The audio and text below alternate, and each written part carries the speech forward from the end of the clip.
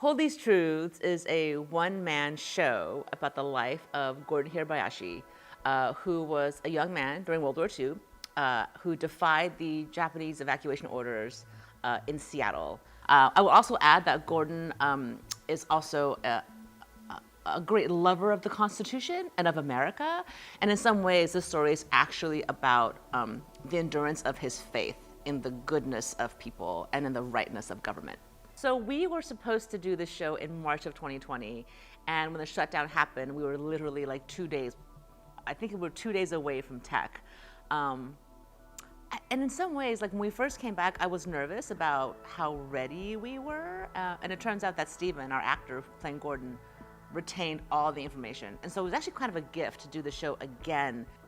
I don't know, when you visit something 2 years later, you feel like, oh, I get a chance to dig a little deeper. There are things I didn't see the first time. And so this version, I think, as much as I miss not doing the first version, this one feels much more detailed, much more granular, and it's better baked, I think. It was worth asking whether or not the material hits us the same way in 2022, coming out of COVID, and in particular the last 2 years of various moments of anti-Asian sentiment. Like, does this still feel pressing, and is Gordon too naive for feeling what he feels in the show? And we thought that the answer would be no, that it's still just as pressing, and that it's not naive to believe in the US government and to believe in democracy, even though there are moments, like we have moments of doubt, but that ultimately is still what the show wants to defend, right? It's like the foundation of this country was founded in goodness and good intentions, despite the flawed execution of its people.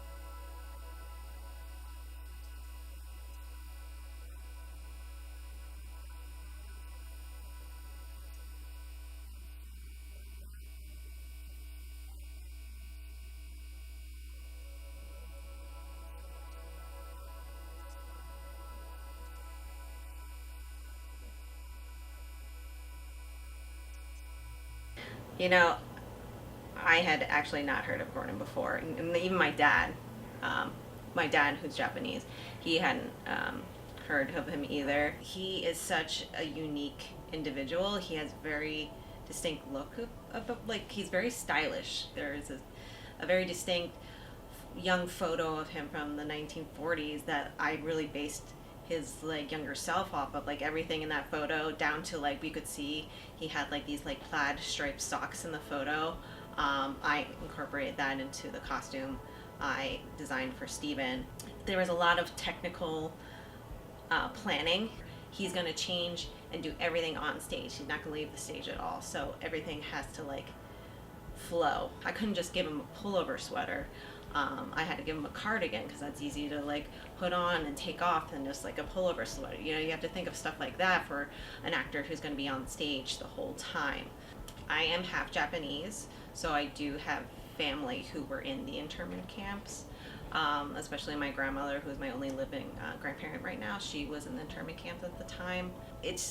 I'm hoping through telling this story, like we can focus more on like the history of like these Japanese Americans who were American citizens, how their rights were like violated and taken from them, and everything was kind of like just kind of brushed under the rug, like oh, like this like sort of like shame and embarrassment we have over this in our country's history, that like it can be seen as important. And so this is a very important message for me to make sure everyone hears and we don't repeat history like we've done before. I feel a little bit of pressure. I don't know if pressure is the right word, but an obligation or a duty to do justice to Gordon. You know, and because this is not just a one-man show, it's a one-man show based on a real person who had a life, who had family. The play is constructed from letters, court documents, right, transcripts, interviews.